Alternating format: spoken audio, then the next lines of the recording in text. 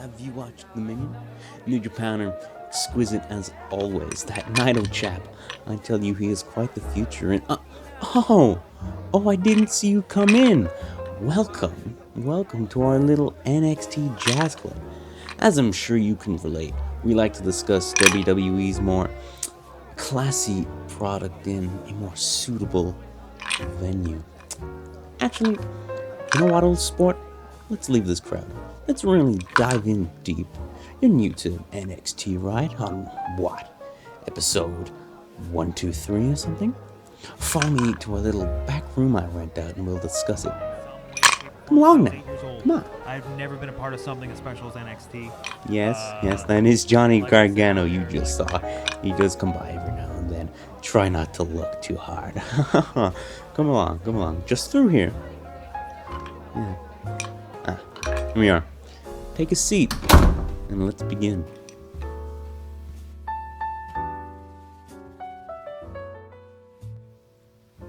So let's begin with the NXT re-review, where every episode we're going to go through a classic episode of NXT one by one to catch up so we can, get a better understanding of the current product of NXT. It's going to be a lot of fun, I hope. But before we go into this week's episode, how about we just rewind a little bit, because last week, there's some stuff I want to talk about last week. First I want to say, I said hold rests a lot, which, I'm sorry, it's rest hold, I'm aware, I just sound like a fucking idiot. I called Johnny Curtis, I said he looked a bit like Fandango. Turns out he is Fandango, so I'm sorry for that, I am. I feel like a fucking idiot for that, but it's fine. And also, it was suggested to me by someone who listened that every week I should give an overall score for the episode, which I think is a good idea. But the way we're going to do it, it's going to be out of 10. And 5 is going to be perfectly average. A lot of scoring systems, 5 is like poor, it's bad. But in this, it's just right down the middle. 6 is a good, and a 4 is a poor. And it'll go on that scale. A 10 would be very rare. I don't think that'll ever happen. And a 1 would also be very rare. Last week's, I'd give a 6. It's good. It's a bit messy at times, but overall, I enjoyed it. It was a good first episode of the show. So yeah, let's just jump into this week's episode. Episode 123 from way back in June 2012. It opened with Seth Rollins versus Jiro. This is Seth Rollins' debut on NXT, and he's very energetic. He's headbanging a lot. It's I don't know, it was surprising seeing him like that, especially considering he's still energetic, but he's not even nearly at this level. Like, he's going fucking insane. It's weird to watch, but it's okay. Byron Saxton, he's replaced William Regal on commentary, which disappointed me, to be honest. I didn't expect that. And Saxton's okay. He's on the main roster now, and he's a bit bland. And he's bland here. He's no Jim Ross, but I don't know. I liked Regal. Regal was good last week. I was disappointed to see him go. This match was fine. It showed off Rollins in a decent way. Not amazing, like I wasn't impressed, but I could see what they were doing. It was just another squash to introduce him, because it's his debut week. And the crowd was quiet. They were much more quiet than last week. Last week in fairness, they were pretty energetic the whole way through. This match they didn't seem to care too much about. He won via the blackout, which it's just a curb stomp to his back instead of his head, which is very, I don't know, it doesn't look the best. The curb stomp is a much better move, and I'm curious to see if he's going to get that on NXT or if he's going to wait until he gets to the main roster, because that's, of course, the finisher he uses on the main roster. So yeah, he wins, and nothing really happens. It's fairly uneventful, to be perfectly honest. It was okay. It was fine. It's an okay way to start the show. And then he goes up the ramp or whatever, and then he has a little interview. And look, I've noticed a trend with these NXT interviews. They're fairly corny. They're fairly generic. The baby faces are fairly like, I'm gonna win and I'm gonna say a cliche line about how good I am. And all the heels are very much like, this is my place to be. NXT is mine. And I know it's developmental. I get that, I do. But it's still kind of, how did this make the cut? Like, this was, one of the lines was, "I'm gonna rip the roots out of the ground in NXT." And it's like, come on, this isn't good. This is just okay at best, and I don't like that personally. It was, I don't know, it's not my thing. It's corny, and he did do okay for his first time, but Rollins, he was Tyler Black in the indie scene. This isn't like he's been training in the performance center for 3 years or whatever, and he's never wrestled in front of anyone before, and he just doesn't seem to have gotten a character down, which is a pity.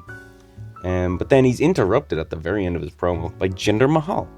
Jinder Mahal, he comes out, and he's coming for a match, and just before his match, he's speaking in his native tongue. I think he's from Punjab, India, I believe. Don't quote me on that. And he's speaking in Punjab, and I don't know.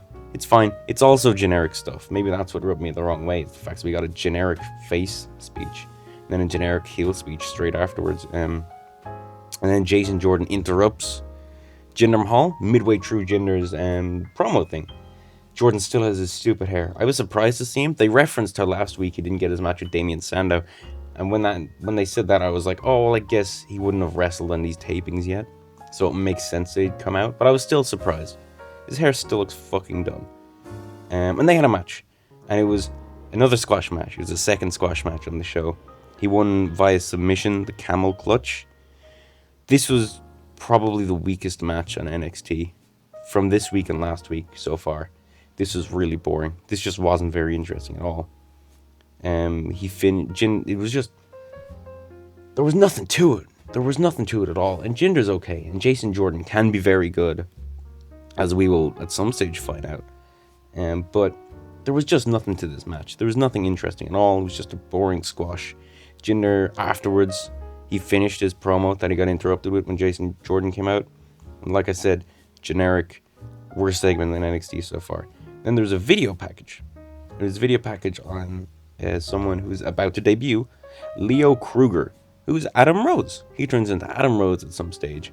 And now he's retiring from wrestling. I believe maybe today or yesterday, at the time of this recording, he's retiring. At the age of 39, he's dealt with a lot of personal issues, a lot of drug abuse. And it was weird seeing him, because I only heard that news that he was retiring earlier today.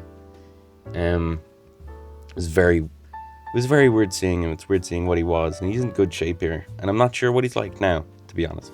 He left WWE a few years back, and I haven't heard anything from him, really. But yeah, he's South African. He's from South Africa in this video package, and he's talking about he's the alpha male. He's the lion. And it was very, I don't know. There was a bit of personality to it, in fairness, but it was a cheesy gimmick. But I suppose that's what NXT's for. You try out the stuff, and it doesn't always work. But I'm curious as to how fast he's gonna drop this alpha male lion gimmick. And then he comes out, and he has a match with Aiden English. Here's the thing, though. It was another squash, and the crowd were still dead. A third squash. Of your 3 matches, 3 of them have been squashes. That's not good, man. For me, at least. I understand what they're doing. I know it's the second show of this, like, new brand of NXT or whatever. And I get why they're doing this, because they need to establish names and threats. And it's all going to build to something. But it's an hour show. You only have an hour to pull everything off. And they've chosen to do 3 squash matches. There's a fair few matches in this. And I even afterwards, I put on an episode of NXT for myself. And I just kind of skimmed through it to see what it's like. To see how much it's changed. And it's clearly better. And there was only, I think, 2 matches in the whole show. And that's a recent show. That's only in the last week or 2. I was very surprised. Because there's a decent few on this. There's like 5 matches. And they're all really short. Because most of them are squashes. It was, I don't know, I didn't like this. It's not that it was okay. It had, no, it wasn't okay. What am I saying? Why am I trying to make this sound better than it was? Why am I trying to be forgiving? I'm sorry. I'm not gonna do that. Or at least I'm gonna try to catch myself when I do, like right now. This was not okay. It's not okay to have 3 squash matches in a row. It just doesn't work like that in my mind. I think that's a stupid way to go about it on your second show. This episode, if you haven't realized, it's not very good. It's not awful, it's not really bad, it's just not very interesting. And that is maybe the worst thing any piece of content or media can be, is just okay, just middle of the line. You know, who like if you see a movie that's just okay, you don't remember it as much as the one that's amazing or really bad. There's merits in being really bad. Obviously, I prefer if you're really good, but there's a lot of merit in something that's really bad. It can be entertaining to watch.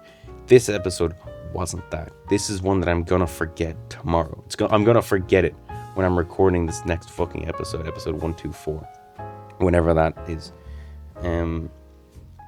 Yeah, Leo Kruger wins by submission. He looks okay. They've booked him strong. Some squash matches, depending on how you do them, you just don't look as good. But in this one, Leo, I think he came out of it he looked okay. And then there was another video package, and this one I liked a bit. This was Richie Steamboat, who was the son of Ricky Steamboat, the classic wrestler. And look, he talks a lot about not wanting to ride his father's coattails, and that's fine. But he put Steamboat in the name. His dad's named Ricky, and his name is Richie. Come on, you're not fooling anyone, seriously. And it's a nice promo package. In fairness, I do like his personality. He's obviously he's a face, obviously, and it's a bit like he doesn't have too much personality. But what's there, it seems good. He does a good job of staying humble or whatever, and I do like that. There was a good sense of legacy throughout the whole thing, which I liked. And he talks about how he's using some of his father's moves, which they still look good. Ricky Steamboat's good. He's like that match against Macho Man Randy Savage at WrestleMania, I think WrestleMania 3.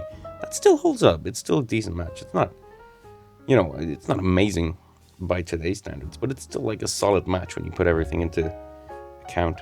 When that package ended, the Usos came out. And they do this cool entrance. It's basically the New Zealand team in rugby matches, if you've ever seen that, where they do the haka to try and intimidate their opponents. They essentially do the fucking haka.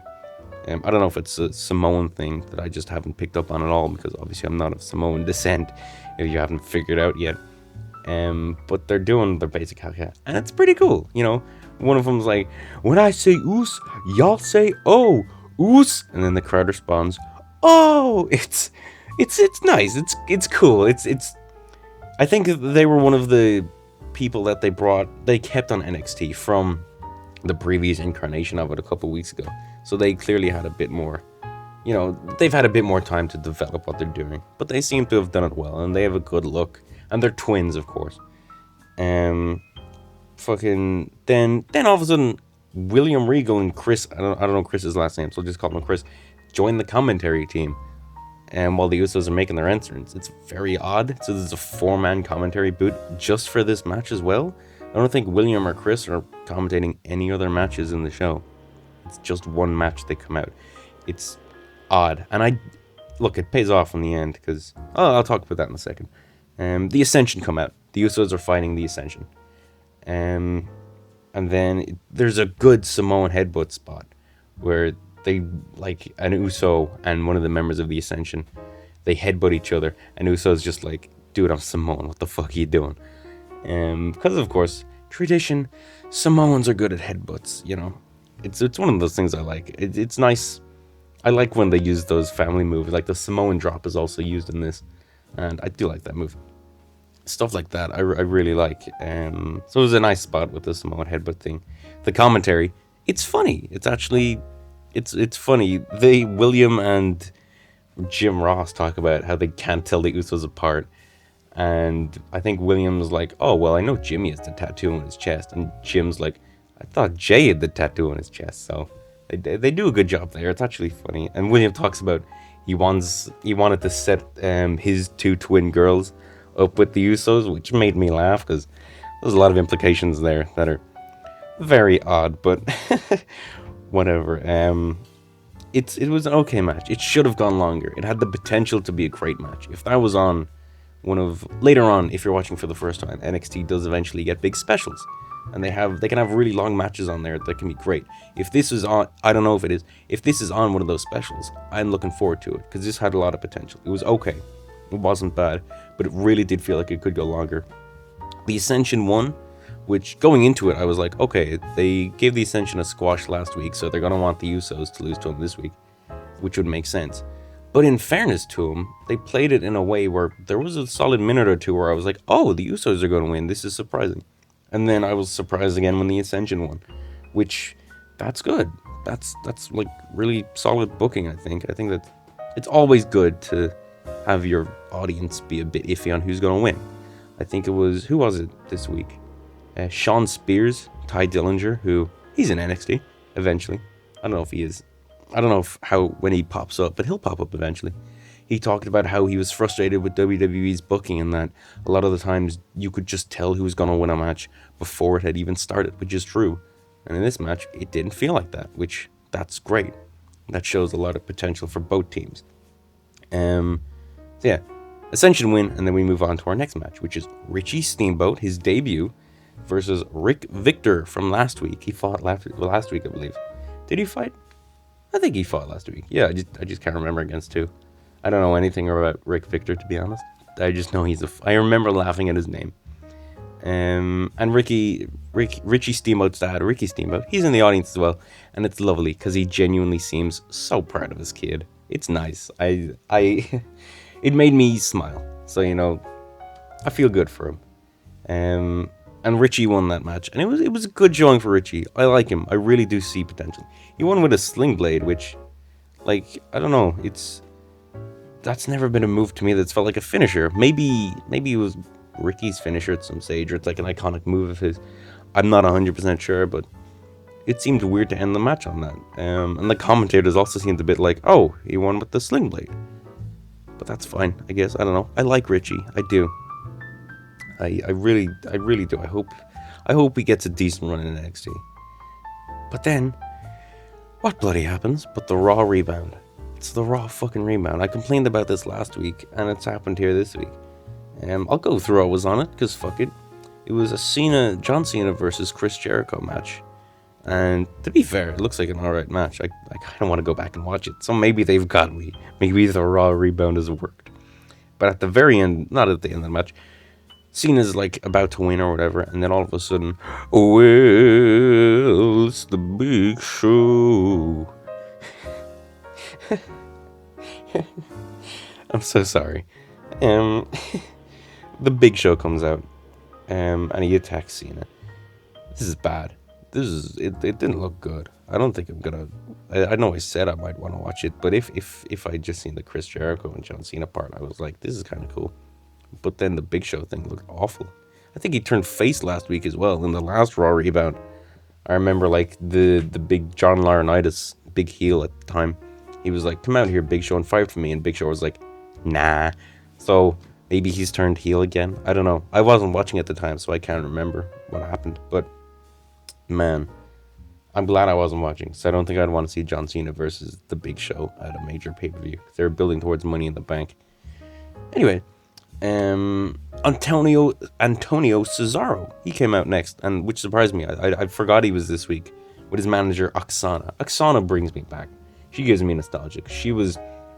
I wasn't watching for too long before she left the company. Or was fired or whatever. But she's one of those ones that for some reason left a decent impression on me. I don't know why. She was at the first... I get into wrestling because I went to a live event. It wasn't through just watching stuff. And she was at that live event. I believe she was in the women's match. I think it was against Natalya. I can't imagine it was a great match. Because, I don't know. I don't like Natalya. And I can't remember if Oksana is any good. But... she gives me nostalgia, so it was nice seeing her again. She's with Cesaro in this. They really play up his intelligence or whatever. It's kind of cool. Anyway, it's Antonio Cesaro versus Dante Dash. Dante Dash is a big guy. He's fucking tall. He looks kind of familiar as well. So I'll probably get another fucking text this week being like, he's obviously fucking The Rock. Like, come on, man. And I'm gonna feel like an idiot and have to address it next week. This is a squash. Well... yeah, it's a glorified squash. Dante gets a little bit of offense in, but not much. But this is maybe the best squash on the show, because Cesaro looks really good, in fairness. He does this cool... they talk about how he used to do rugby, so he does this cool, rugby kick to the back of Dante, and it looks bad. I was like, oh! Because it does look fucking rough, in fairness. And then he wins by his finisher, the neutralizer, which... it's an okay finisher. I don't know. Then we got, it might have been my favorite video package last week, I think. Another Bray Wyatt video package. And they add lyrics to his theme this time, and I love his theme, as I said last week. And this is really good. I really like this. It shows that He's a cult leader. That's essentially his thing, which they never really dove too deep into in the main roster. So I'm hoping to see a lot of it in NXT. Because it's showing like he's speaking to his followers, and he's like, if you follow me, we can bring you to a new land or whatever. And they show his followers, and I noticed two of the followers. One of them had long black hair, wore a white shirt, blue jeans, and a red flannel. And he had a big bushy black beard, long black hair. And one of them, he was another tall guy. He was a big beefy guy. He had a ginger beard, and he was bald. And we'll see them again at some stage. There's a little sizzle. But I was really surprised to see them there. It made me very happy. But yeah, it was a really good video package. It's another time where like Bray Wyatt steals the show and he's not even on it. It's like a current Raw, where he's the best segment on the show and he doesn't even appear.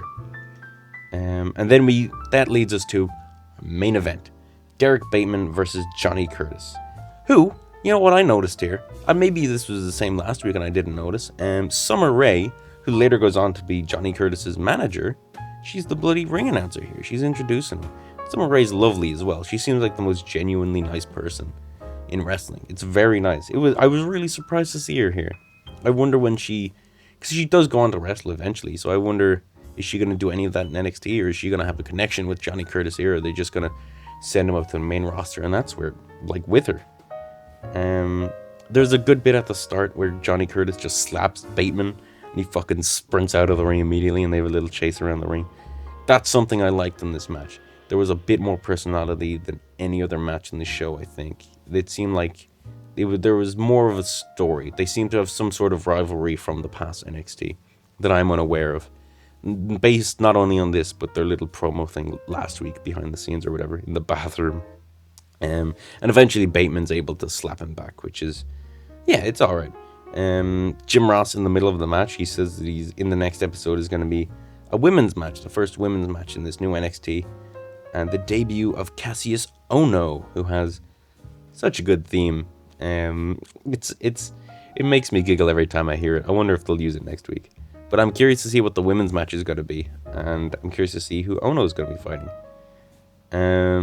Yeah, Bateman wins this match. It's probably the best match by a fair bit. It's the main event, so I suppose it should be, but not because of ring stuff, because it has a bit of personality. And that's the end of this episode. That's the end of episode 123 of NXT. And I'd give it a 4 out of 10, I think. There was too many squashes in this. There was way too many squashes. And I know what they're trying to do. I know they're trying to build people up. But that's just not for me, man. There was a lot of segments. They should have done shorter, more consistently decent matches, I think. But I don't know. I know it gets better because I know current NXT is great. And I know NXT in like 2014 is great. Because I've seen some of it. I've seen a lot of it. So I know we're going to get there. And I know stuff that's happening in the episode 132 or whatever. I think that's a decent one. Or at least there'll be stuff in it that I like. Booking decisions I like. But I just don't know when we're going to get to that. I don't know how fast it's going to get good. I know these are intro episodes, so I will be a bit more forgiving, I suppose. But yeah, I'd give it a 4 out of 10, so it's a poor episode. It's a bit weak. It's not awful, but it's weak. And I think that about does it here in our little jazz club, old sport. I'm glad you stopped by. I'm glad you decided to visit us, and perhaps you'll do it next time as well, and we can come back here and discuss episode, what would it be, 124? Yes, I believe it would. Make sure to watch that before you come here next time, and we'll have a little discussion about it. We'll see what's there. We'll talk about the women's match. We'll talk about Cassius Ohno, and we can continue our little chats. It'll be a grand old time, old sport, and I'm excited to do it with you. Now, ta-ta now. It's been a pleasure having you around. And I'll see you next time, old sport. Bye.